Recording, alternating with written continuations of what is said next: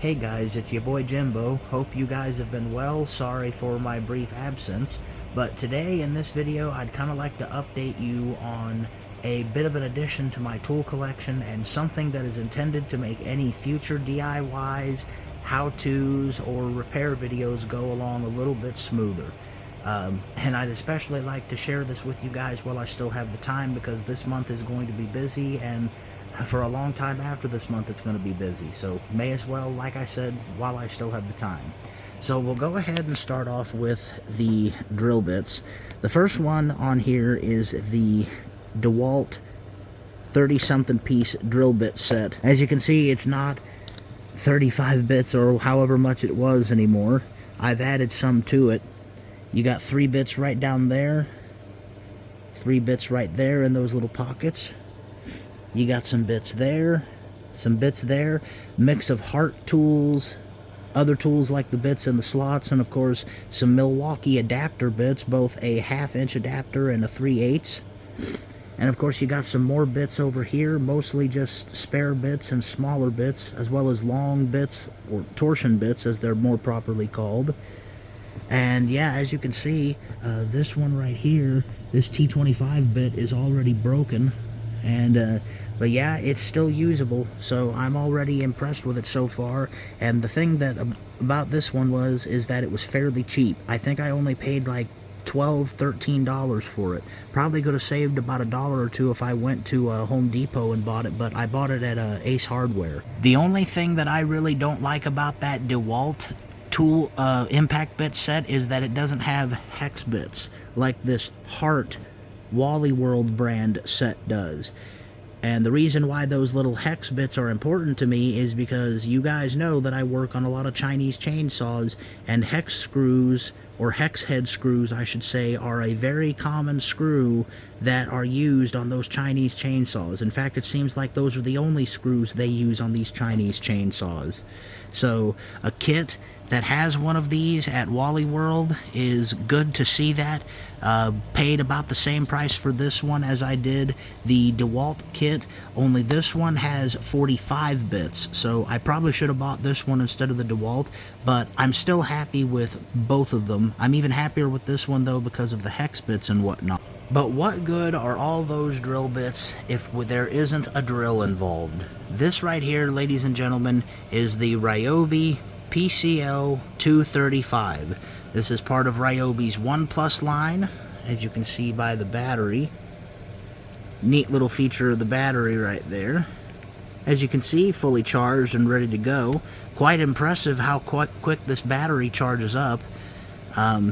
This one is the impact driver drill that delivers about 1,800 inch-pounds of torque, which, pardon my miscalculation, is about 150 to 180 foot-pounds of torque, which I would say is definitely more than enough to remove stubborn muffler bolts or a cylinder bolt, of which of course I would tighten it back down with hand tools, you know, just to be safe. But so far that's the main thing that I've used it for, just to remove really stubborn muffler bolts, like on a 562 that's never had the muffler taken off. It's pretty much your basic drill. You've got a little work light down here that turns on when you pull the trigger, like that. You got your setting right here. That's basically neutral or stop. That's drive. This is extract. And as you can hear by the drill, the way you press it, it is variable speed, depending on how you hold the trigger. So that's a neat little feature of the impact drill in question.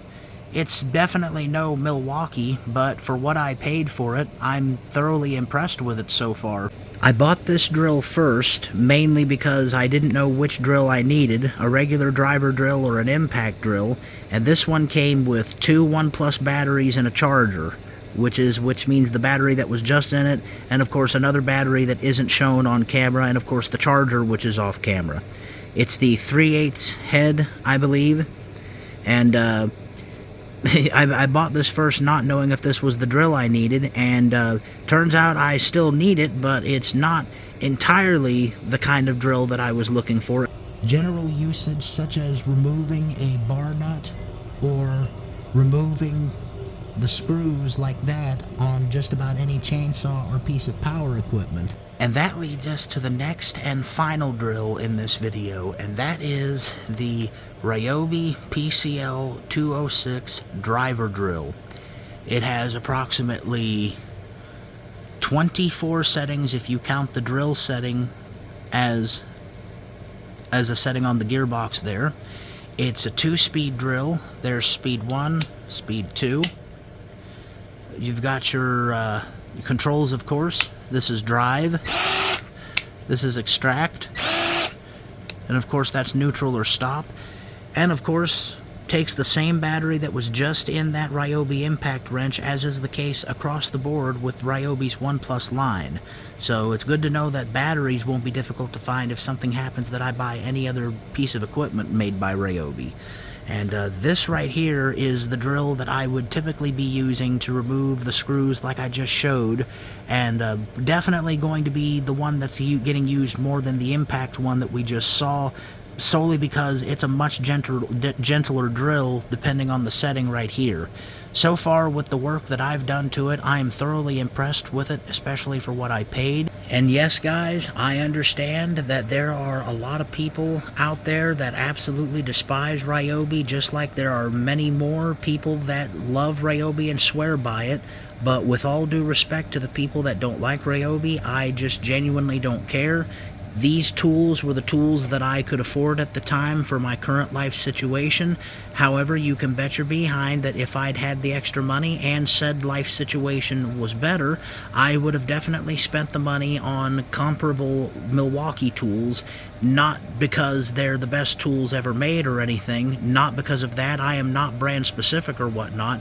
It's mostly just because a lot of people swear by them, much like a lot of people swear by this brand. The only thing I haven't shared with you guys that's technically a new tool to the channel is this Steel BG50 blower, but I would rather introduce this one in a video of its own, so keep a lookout for that video, guys, coming next Wednesday, May 7th. Again, coming next Wednesday, May 7th, so stay tuned for that one, guys.